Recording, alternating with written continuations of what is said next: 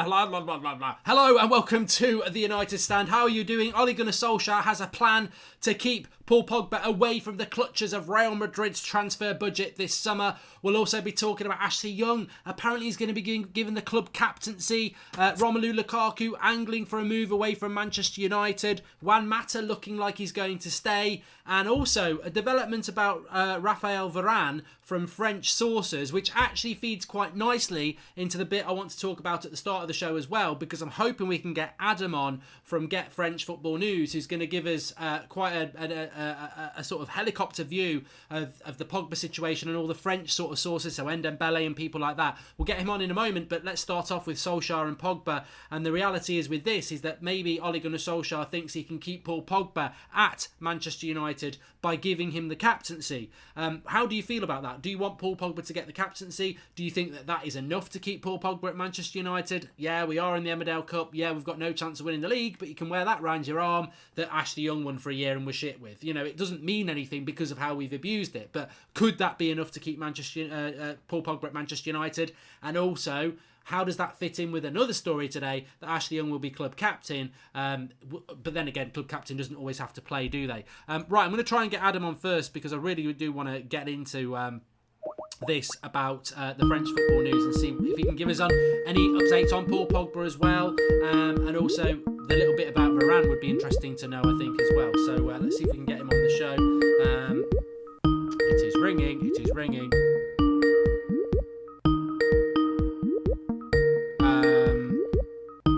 Mark, people trying to say the audio's gone, it's not. Oh, don't worry, I don't listen to the live comments. The saddos, they really are. Right, okay, so that's not working. He was meant to be waiting for us. That's really weird. Hopefully he will call me back because we were just chatting before the show started. But I can give you the update. Let's try again. I was going to give you the update myself from Varane in relation to Varane, but we should be able to get him on now. The wonders of live shows. So let's see if this works.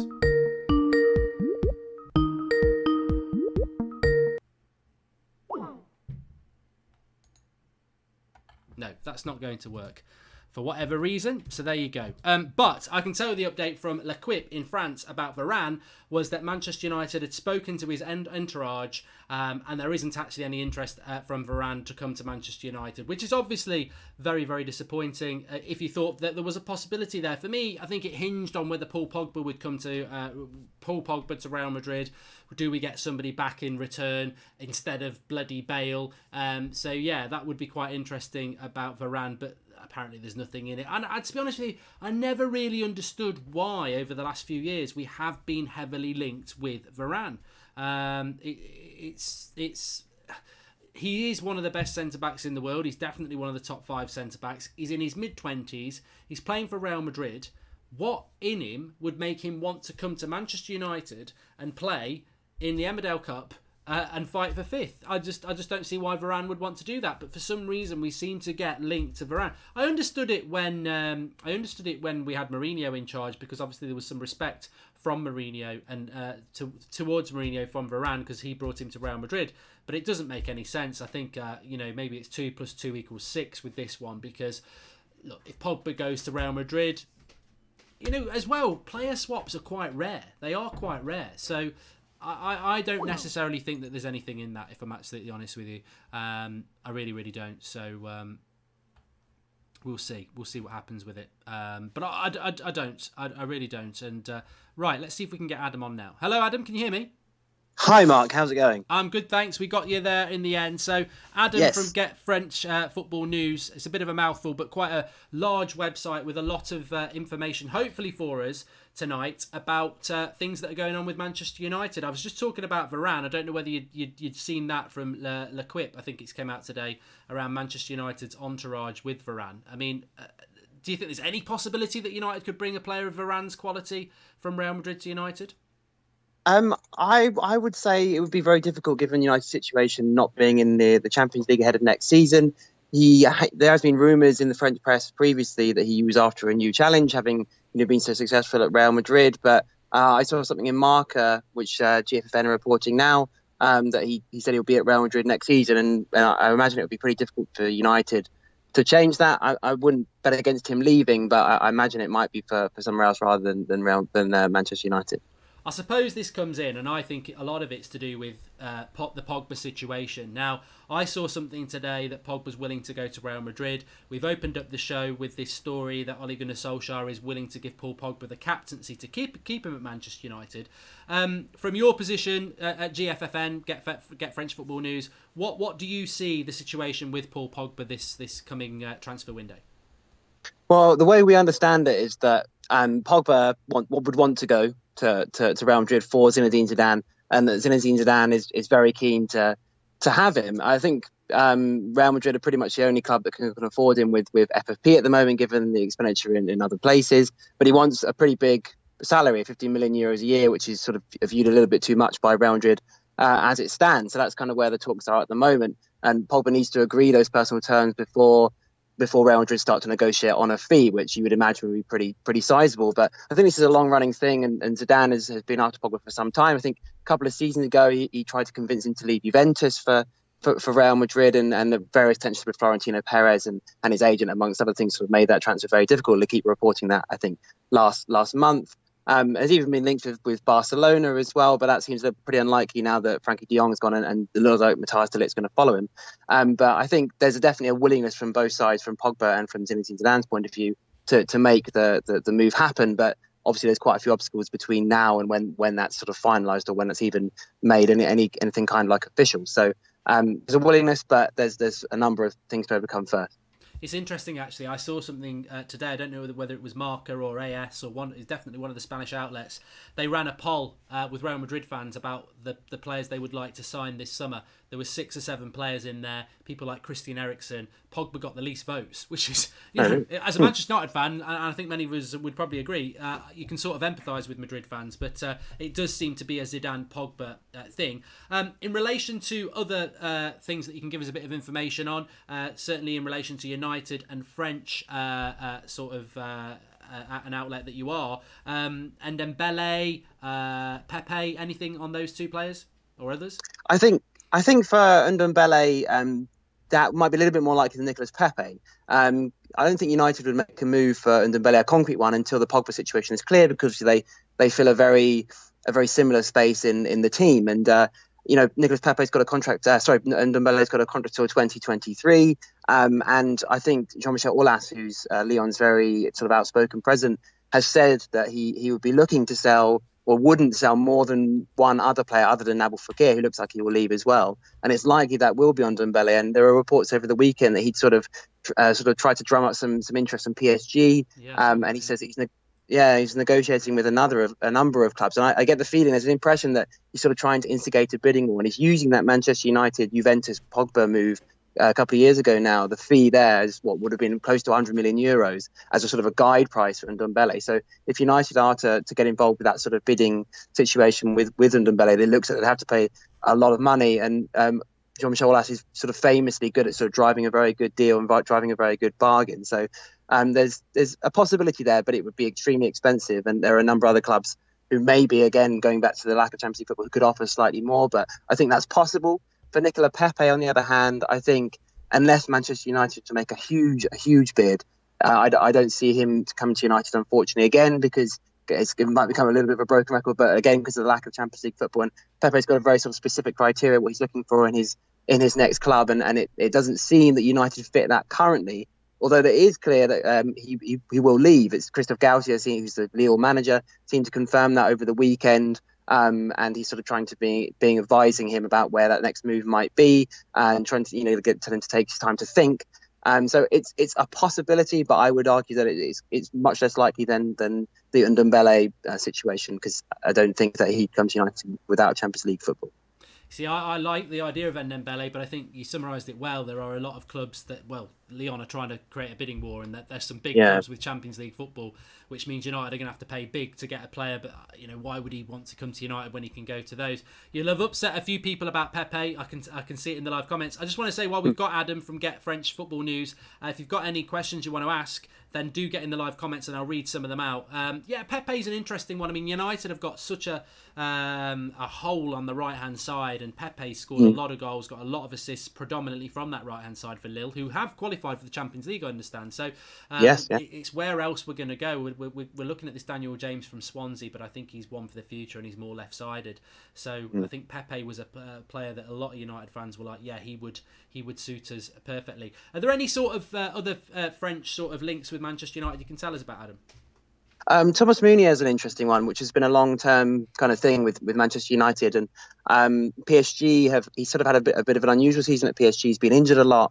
He started off in the team under Thomas Tuchel, but sort of slowly dropped out of favour. There was a game against Napoli in the Champions League away from home where Tuchel became very frustrated with him, and I get the feeling that, well, it's reported as well that he's not particularly happy with his adaptation to his sort of tactical outlook. And it's likely with Thilo Kehrer sort of assumed that right back role ahead of Thomas Meunier, that he will be removed on this summer. But there's definitely a willingness from United. There's interest from United as far as we understand, and that Thomas Meunier would be very keen to go to Manchester United. He's a little bit of a Manchester United fan. He actually came to see United play, and his flight was cancelled on the way home, which meant he missed sort of meetings at PSG HQ, if you like, the following day because he'd been to see United play with his agent. So he will definitely be keen for that. But whether he's high up United's list in terms of priorities this summer, or even in that position, would be questionable.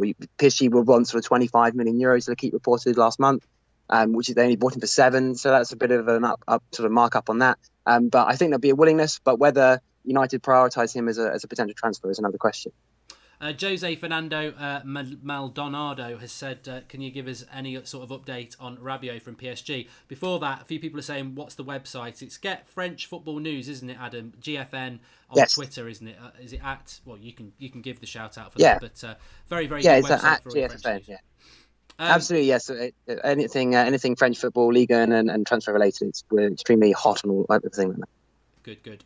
So Rabiot, he's available for free. Is he available for free, or is there a 10 million fee? I don't know. I've heard contrasting stories for that, but he's certainly available very, very cheap, if not free, and has a lot of options. And again, another midfielder that United United need players, but again, I just feel that he would be looking for Champions League probably. Quite possibly. It's an interesting situation with Rabiot. As far as I understand that his contract's running down, and he's been exiled from the team. He hasn't played since before Christmas, I don't think. He was sort of stalling on a new deal with PSG, and the hierarchy became extremely frustrated. And although Thomas Tuchel wanted to keep him in the side because PSG are extremely sort of thin in midfield, they went out and spent a lot of money on Leandro Paredes, which hasn't really filled the gaps. And to be honest, they could have done Vadjo and Rabiot in the second half of the season, but much like they did with Hatem Ben Arfa last year, he was sort of cast out, if you like. But he's got an interesting situation with sort of Rabiot's mindset. He's had an unusual year. His mother was his agent, but they sort of parted company, if you like. And there's a sense of around Rabiot, sort of a sense of entitlement that when he was left out of the France squad last summer, he sort of assumed that he'd be in the team, even though he didn't really deserve a place. He wasn't part of the squad. He only had 6 caps at that point, and there was sort of the degree of sort of toy throwing at that point. And bit of an attitude problem, I think. Yeah, and I really think that's something that comes through for younger players at PSG, and it's sort of become a little bit ingrained. So that's something to be wary about with him. And he sort of maybe turned down. He's obviously had interest. He's a very, very good player, and he may have turned down other clubs for, or maybe less interested. It's reported in other clubs because he sort of sees himself at the very, very highest level. And I would argue, although he's an extremely good player, he's still got a little bit of work to do to be starting for Barcelona, which is probably where he sees himself. So. Would it be, again, you're absolutely right, Champions League would be an issue, but whether he would be the right fit is also another question. But he's available, but whether those issues could be overcome is questionable. There's a few people asking about this. I never would have asked it, so thanks for everyone in the live comments. We've got Adam on from Get French Football News, who's a very good a website and journalists around the sort of French links. We've spoken about Pogba, of course, and a few other people. But Memphis Depay, it's not very quiet with him, but I would imagine he would probably be looking for a move this summer. Yeah, but Depay's had a very sort of vocal season. He's constantly linking himself, if you like. He's constantly to other clubs and saying that he sees himself at a bigger club than Lyon. There was a period at the end of last season and periods in this season as well where he's been absolutely brilliant for Lyon and scored a lot of goals, got a lot of assists, and really carried them. He's been playing a little bit more century, playing up front, or playing sort of an attacking midfield role off a striker. That's sort of been his best position. He's been playing there for Holland to some extent as well. And he at one stage, it looked like he might get the move. It looked like he was sort of finally realising the talent that he seemed to think he has, and that he showed at PSV before he came to United, of course. But he's he's been a little bit up and down in the second half of the year, and you're right, he has gone a little bit quiet. I think he only scored twice in 18 games towards the end of the year, although I think he's picked up in the last few weeks. But I personally think Lyon is the right level for him, and he is going to be looking for a move. He's very, very keen to highlight when he does play well, when he does perform well. But whether he'll sort of manage to manufacture that move away from Lyon, which you could argue that being so vocal about it is rather disrespectful to a club, and they're a big club in their own right. Whether he can manage to make that move would be unsure. I would argue. I think he's probably at the right level for him at the moment, the way he's been playing.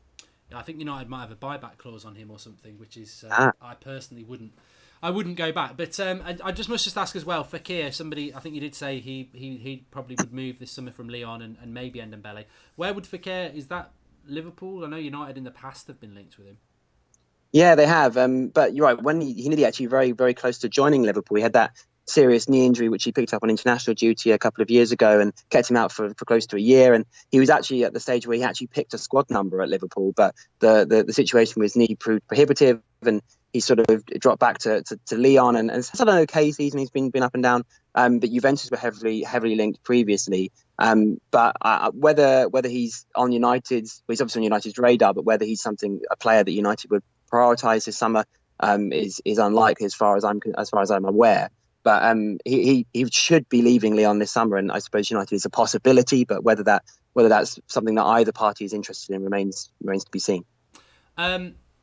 Marcial, just very quickly. I mean, there was a story last week about him leaving United. I think most of us would hope that's not the case. Have you heard anything around Anthony Marcial being a French player and leaving United? I think the way we understand it is that's very unlikely, because obviously, if I'm right in thinking, he signed a new contract in January, and that his wages are significant. I think I read 250,000 a week, possibly. Whether that's right, I don't know. But probably the fact United, is, no one knows. yeah, absolutely. Whether I honestly don't see him getting a contract like that anywhere else. So the way we understand it is that there may be some reluctance for him to be part of the sort of rebuilding effort from the club itself, or from the current coaching staff, perhaps. But Marcial, on this brilliant contract, wants to stay. So you may see him, because he's been a little bit in and out of the team in the second half of the season, hasn't he? That may continue, but so there might be a little bit of, maybe everyone's not quite on the same page. But I would think it's very unlikely that he leaves, given that contract, and given that I don't see him getting those sorts of wages, or even close to those sorts of wages anywhere else.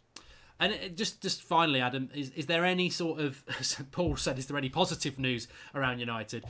Do you think that there is any particular player sort of that you've heard around the French sort of football that could come to United this summer, that you'd be confident that would come to United, or do you think it's all a bit up in the air at the moment? I think it's very early to tell. We're only 21st of May. There's sort of 2 or 3 months left of this to come. But of the players we've mentioned, I'd probably say Thomas Meunier is the most likely, and then possibly Ndombele is the next most likely. I wouldn't hold much hope out for Nicolas Pepe. But it depends how you sort of see the French market. There are a lot of players that have developed really well in France this season, and players that have stood out, and players that are ready to move on to the next level. Some that are perhaps a little bit under the radar, and some a little bit more obvious, like Double Fekir. But for a club like Manchester United, I think there's an interesting sort of nuance to the way a sporting director might go about his job. I mean, they were linked with Moussa Dembele, for example, who is an example of a player that has developed a lot this season and has played well at times.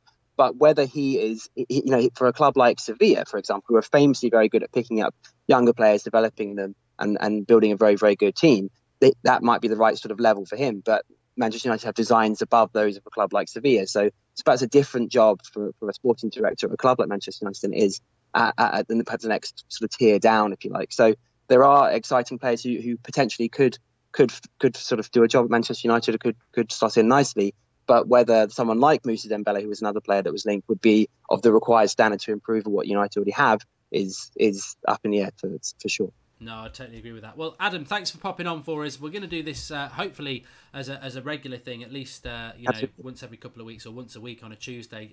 Adam from Get French Football News. If you want to just shout out your socials, Adam, so people know what you're all about, and I really appreciate you popping on for us tonight.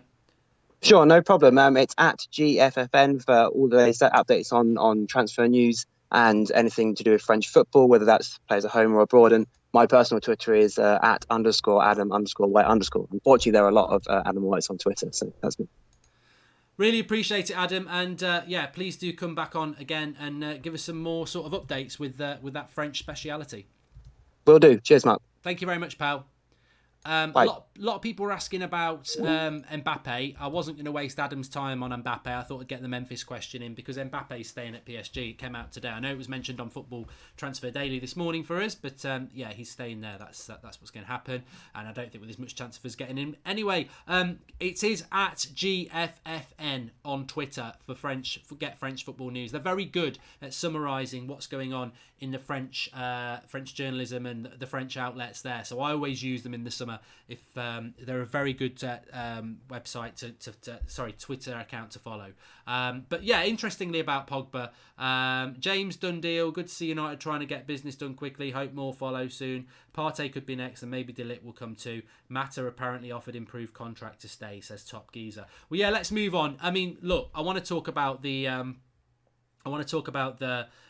things that I mentioned at the start, but I really appreciate Adam coming on there. A lot of information. I don't think Memphis Depay is coming back.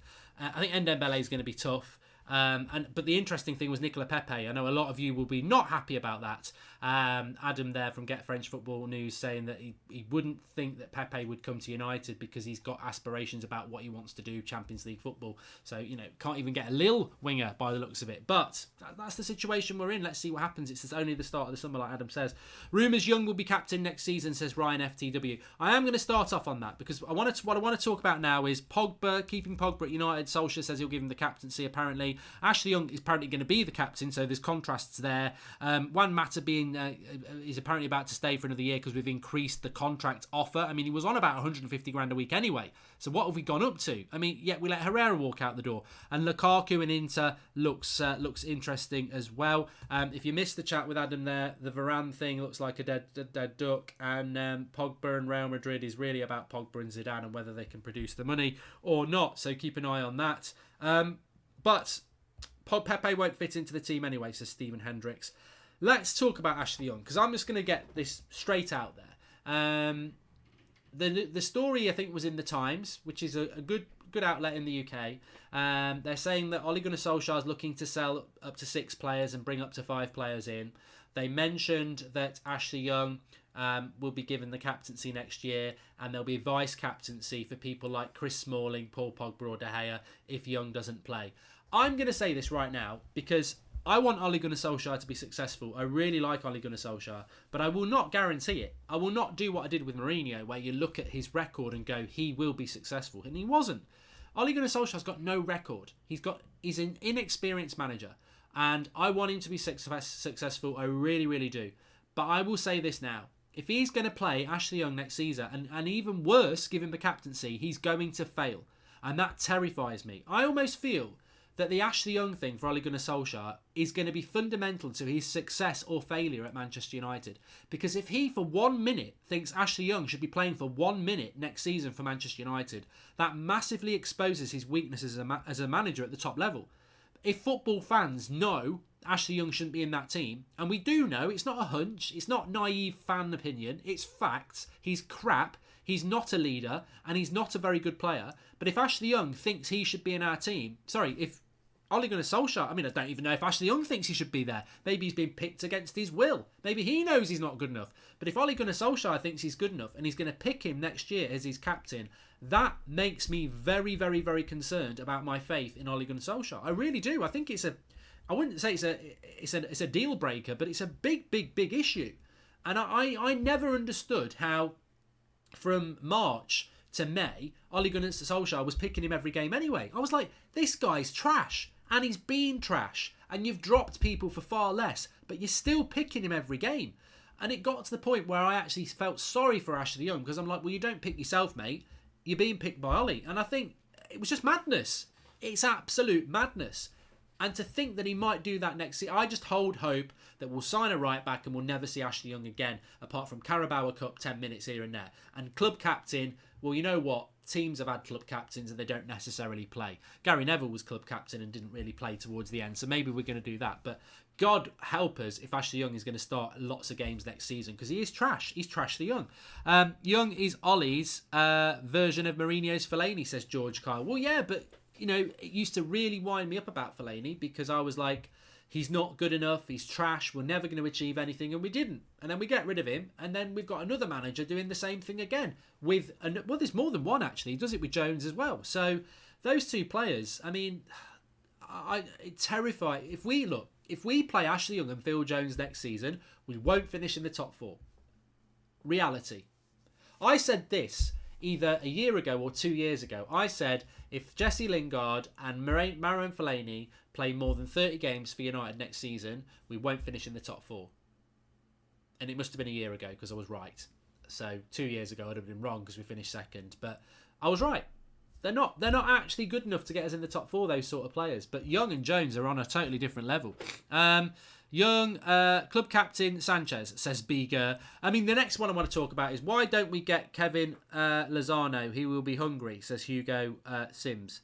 Irving Lozano. It's not Kevin, unless that's his younger brother, and he's probably shit. But Mata. Controversial topics tonight. I like it, but make sure you smash a like on the video anyway. Really enjoyed having Adam on. I hope you all saw that bit. If you didn't, go back and listen to it. We had Adam on from Get French Football News, giving us the latest on all the sort of French links, French players, French league, transfers, etc. It was really, really good. But closer to home, talking about the latest United news, Juan Mata. This came out this morning that Juan Mata is looking like he's going to stay at United now because Manchester United have improved the contract offer. Look, Juan Mata's rumoured to be on 140 grand a week. If we've improved it, we've gone above that. What the hell are we doing?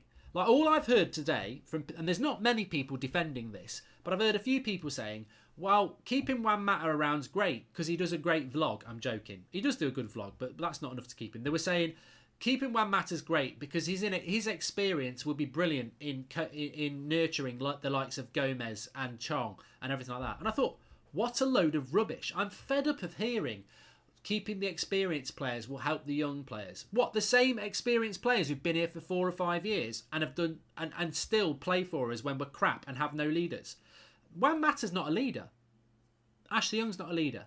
Phil Jones isn't a leader. Nemanja Matic isn't a leader. All these experienced players who are over 30, they're not leaders. Because if they were leaders, we wouldn't be getting played off the park by Huddersfield and Cardiff and everyone else.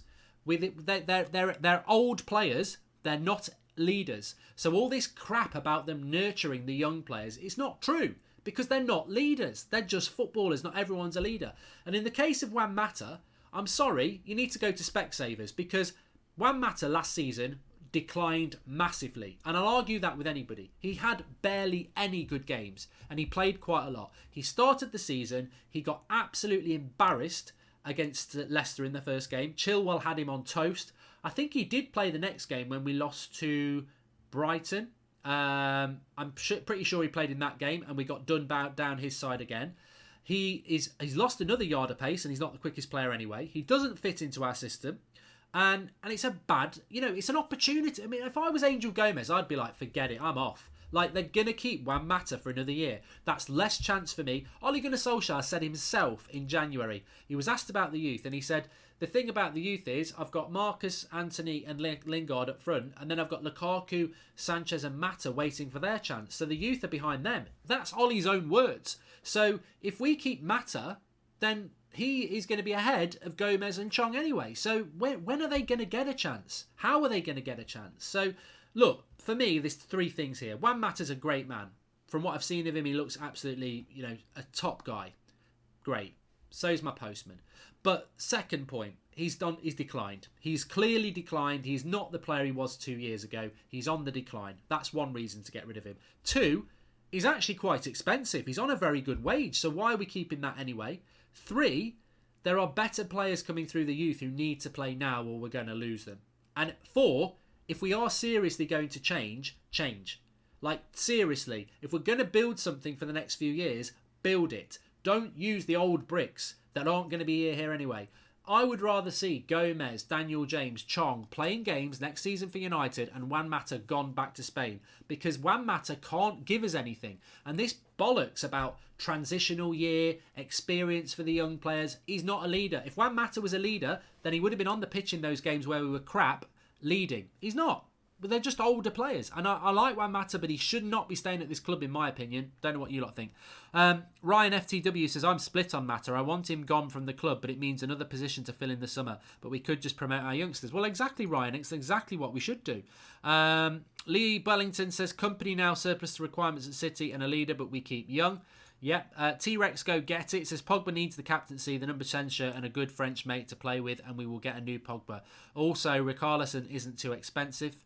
I don't think Everton will sell Richarlison. He's only been there a year, so he would be expensive, I think. Rupin says, what about Rabiot for free? Bruno Fernandes, 60 million. Joao Felix, 100 million. Toby, 25. Pepe, 60 million. Meunier, 25. That's 270 million. Sell Lukaku for 50. Net spend 220. Doable or realistic? Well, if you'd listened to Adam from Get French Football News, he said that Rabiot comes with baggage, which we all know, and that Pepe is quite unlikely. But, you never know. And Top Geezer, if we sign James, Wan-Bissaka, De Ligt or Koulibaly, Sancho, Partey or Fernandes, I would see that as a positive transfer window. What's your top 5? My top 5 signings at the moment, I don't really know. I really don't. I think that... I think I'm probably more focused at the moment because of what we've just been talking about on who needs to go. I really hoped that Juan Mata was going to go because I see it the other way. I think that's one player gone. That's one of the deadwood gone. And I like Mata, but I think he is deadwood now. He's on the decline. He's a big wage player. He's not part of the future plans. I'd like to see Mata go. I think Lukaku and Sanchez have got to go. It's essential we get rid of those two. And then, obviously, Darmian, hopefully Rojo, Valencia and Herrera have already gone. So that would be a really good start. I didn't want Herrera to go, by the way, but that would be a good start with the other 6. And then who comes in, I just hope that they're good signings. But there's no point in signing Thomas Partey or Jadon Sancho or Koulibaly. There's no point in signing quality players like that if you've still got Lukaku, Sanchez, Ashley Young, Juan Mata, Jesse Lingard, because these players are all going to play games. This is what people forget. When Phil Jones got given a 5-year contract, it wasn't to wash the pots. He will play 20 to 30 games next season, and that means we're going to drop points. So I want to get rid of some of this deadwood. I really do. And I don't think we have yet. I think Valencia, arguably, he is deadwood, but we need to get rid of more of it. That's what this summer's about for me. It's not just about people coming in the door, it's about getting rid of it. Which is interesting because there was something from Inter today. I think it was an Inter website, fan website, talking about meetings between Inter and Lukaku because Lukaku is the number 1 target for Inter to replace Icardi, who will leave this summer. I mean, God, I'd love to get Icardi. I'm not even going to talk about Icardi, but Inter apparently see Lukaku as their number 1 replacement for Icardi. And you know what? I've got to say, I can't wait for Lukaku to go, but only because I don't think he's a top 4 striker in the Premier League. I actually think, at a team like Inter, if they've got the right players around him, he might score 30 goals a season because he can do that. But at United, he just doesn't suit the way we want to play football. His first touch is a brick wall. It's a trampoline. It's in Sainsbury's car park. He's woefully unfit. He's woefully unfit. I think that's the thing that really annoys me about Lukaku the most is when he came back from the World Cup a year ago, or just under a year ago, he was bulky. It wasn't fat. He bulked up for the World Cup. And he didn't really have a very good World Cup, did he? So he was wrong to do that, I think. But then he admitted that in December, but still stayed the same size till May. And I just think, what was that game where he played quite well for half an hour? I think it was Chelsea at home. And then he was knackered. And I thought, you know what? I ain't got time for you. I mean, your first touch irritates me. The constant clapping and pointing at people like you're bloody Pele just annoys me. Like you think you're something that you're not when you're offside most of the time. But actually, not getting rid of the bulk, that I think is shocking for a player on £250,000 a week to pay to wear the shirt I love. I just think Lukaku lost a lot of friends at United this season. And I said when we signed him, he's got a terrible first touch. I'm worried about that. So I said that at the start. So I still gave him a chance. And the first touch thing, we can all joke about it. But I actually put a tweet because I thought he was going to Chelsea. And I said, it's true though. I did say when I thought he was going to Chelsea from Everton, I did say, and the tweet, I don't know whether I deleted it because I was getting so much stick when he came to United. I probably did. But it was something along the lines of Chelsea are investing in inflatable... what do they call them? around the pitch, inflatable advertising boards to protect fans from Lukaku's first touch as it flies off into their face. I always knew about Lukaku's first touch. It's terrible, and it's proved to be terrible at United. So, I do sympathise with him a little bit for that, even though it irritates. But what really got me this season is the fact that he was so heavy all season. He was so bulky all season. And that you look at pictures of him in his first year at United, you look at pictures of him at Everton. He shouldn't be like that. And why didn't he get it off? I mean, look, I ain't Mr. Muscle, but if I was, I know how to get some weight off. And if I'm being paid 250 grand a week, I'll bloody get it off for you in a week. But he didn't. And I think that was really, really irritating, to be honest. Nahamun Adamar says, Abguladala top 10 talents, 20 million, must buy watch. Okay. And Dan Morris, do you think many fans will have patience with Ollie? I think we shouldn't expect any big trophies for at least a few years. The rebuild starts now. You know what, Dan? And somebody just said that Lingard's got potentially still young. Yeah, he is. Brick-footed, that's what Romelu Lukaku is, says Christoph. Look, on the point of patience with Ole Gunnar Solskjaer, I don't think we need to worry about it too much because it's all about transfers at the moment. So that it's going to be like that till August. But when the season kicks in August, I wouldn't analyse Ollie that much as a coach. We don't need to do that. We can speculate. We can bring him into the conversation about the signings and who stays and the captaincy and whether he picks young or not. But really, it kicks in August for Ollie. I think patience is really important, but I do think that there are levels to that patience. I think if you think we're going to go to Anfield and the Etihad and win next year, you're probably quite naive. Doesn't mean we won't, but I don't think we're ready to do that. And I don't think no matter what Ollie does this summer, we're ready to do that. It's a rebuild. But if we're going to places like Brighton next season and getting beaten, then that's when it starts to go, right, we can be patient, but we should still be getting results here. On top of that, I think what might test the patience is, as I said, if he starts the season with Ashley Young at right back and Phil Jones playing and Matic is his CDM and Lingard on the right, that's when the patience will start to wear thin. If he's picking the right team and sending them out to play in the right way, and he's had his summer of pre-season and everyone's fit and used to being, a Depressing team, and you can see the change and you can see where the path is going, then yeah, there might be Nettles and Stings and all sorts ahead of us, but if we can see the path we're going and we're cutting our way through it gradually, then patience will be there, and I hope it is there. But if he walks down the old path with the old club of Young and Co, and it's the same old crap that we've seen for the last 6 years, I think patience will wear thin very, very, very quickly. So what I'm saying is, I think we've got to be patient, but I don't think it can be blind patience. I think if we see the same things we've seen over the last 6 years, favouritism with players that aren't good enough, bad tactics, boring football, then I don't think patience will last very long. But as I hope, if we go the right path, we're not going to get instant results. We're not going to win the league next year. We're not going to be in the Champions League next year. I think if we get top 4 next year, that's an achievement. And I hate to say that as a United fan, but it will be. If in a year's time we're in the Champions League, that's the sort of growth rate that we're looking at. And it's going to be interesting. It's going to be interesting. And the summer's really good. Luke Skywalker, I've lost count over the years in how many times we've all said he doesn't suit Manchester United. That says it all. Our transfers have been shockingly bad. Yeah, they've got to get it right. They've got to get it right. I mean, I wouldn't say it's an Ole Gunnar Solskjaer warning, but Ollie's almost feeling the pressure of the mistakes of the past, isn't he? Because we have spent badly over the last 6 years. We've sold badly, we've bought badly, we've recruited the wrong type of players.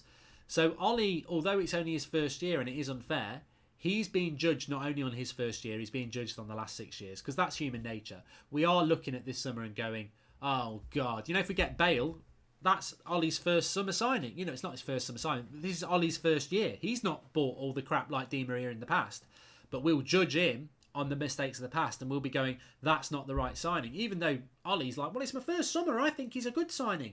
We'll all be going, no, this is a bloody mistake again, we're not changing. So he is under pressure, Ollie. He's under pressure because we never got rid of the deadwood. Will he get rid of it? And will he go down that different path of buying hungry players who want to come here and he can be here for a few years? So it is a warning for Ollie in many ways. And I think he'd be wrong to not look at the past 5 years and learn from it. Because if he starts making the same mistakes there, then again, the people are going to get concerned. What do you think of Titi, says Sam Davies. Titi.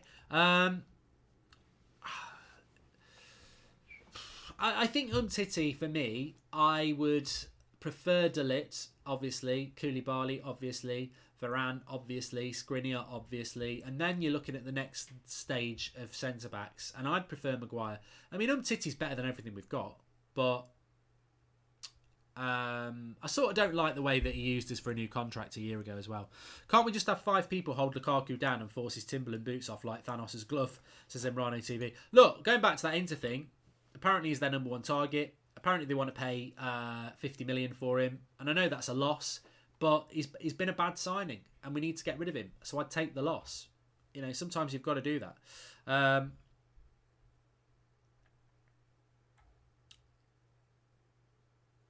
Bale would help James Game, says Barry Lee. Well, look, you know, if Bale signs, I'll back Gareth Bale. Of course I will. But I don't think it... I've spoken about it. I'm not going to bore everybody again. I think he's the wrong signing for what United are doing. We're meant to be going down this path of building a team for the next few years, of buying hungry players who want to come here and develop and learn and become top players. Is Gareth Bale going to fit into that? No, he's not. Is Gareth Bale going to be here in 2 years' time? Maybe, but he won't be anywhere near the player he is now. So I don't see what Gareth Bale does. I think bringing in a player who's going to be good for a year, we tried that with Zlatan. They go, and then the hole's there, and then you bring in somebody who's not good enough. So we need to be looking at players that are going to be here for a few years. Would you swap Lukaku for Griezmann or Icardi, says Vans10. It would be Icardi for me. I'm not interested in bringing Griezmann to Manchester United. And I think the only way that Griezmann would come to United would be if Pogba was going to stay. But you know what? That could be a dangerous thing. Oh, just because they're good mates, they're going to play really good football. Or, oh, just because they're good mates, they're going to do loads of dance videos and not give a shit. I don't know. So, I don't want him, really. Joshua Young, you've missed... for anybody who's joined a bit late, we had Adam from Get French Football News on for the first sort of 20 minutes of the show. We spoke about Memphis, Pogba, giving us all the latest on all the French players. He says it's unlikely that United will sign Nicolas Pepe from Lille, and Memphis is probably not going to leave Lyon this summer. So there you go. But we'll see. It's early days. Anything can happen. James hasn't joined yet. The latest with Daniel James, you can watch my video I put out this morning. It's on the United Stand homepage. So the latest with Daniel James is that a deal has been agreed. They're just sorting out the finer points to that deal. There was some talk that it could have been official today. The official line from Manchester United is that he's still a player for another club, so we're not going to comment, which is pretty much standard from Manchester United.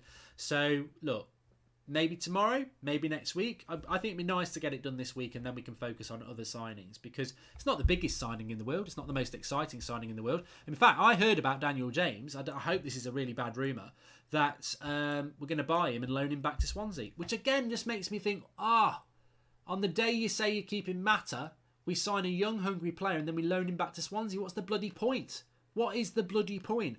If we're going to change... If we're going to break the wheel, I sound like Game of Thrones. If we're going to break the wheel and we're going to change. Like we will be patient. We know we're crap. We know we've got to rebuild. But please don't go and buy younger players like that and loan them off to play older players who are finished like Mata and Young. That's not change. I want change now. This is what Ollie promised us. We want change. I personally will buy in to a rebuild at United and be patient if I see the change. But if we start the season with Mata and Young and Jones, that's not change. And Daniel James goes back on loan to Swansea. No, I want to see Daniel James starting. I don't want to see Mata starting. I want to see Dalot starting. I don't want to see Young signing or Wan-Bissaka if we sign him or whoever. I want to see change. I want Twansibi playing instead of Jones. I want to see change. I want us to grow, and I can buy into that. But I can't buy into, we're talking about change, but we're not going to change this year. Change the bloody record. That's what we need to do. That's where you'll get the loyalty. That's where you'll get the patience. Anyway, thanks everybody for watching. Really enjoyed the show. Nice to get Adam on from Get French Football News. I really liked that. We'll definitely do that again next week. Remember, we're live every night at 8 o'clock. You've got Transfer Daily goes out at 7 a.m. UK time every morning. So make sure you're subscribed. You've got your notifications on.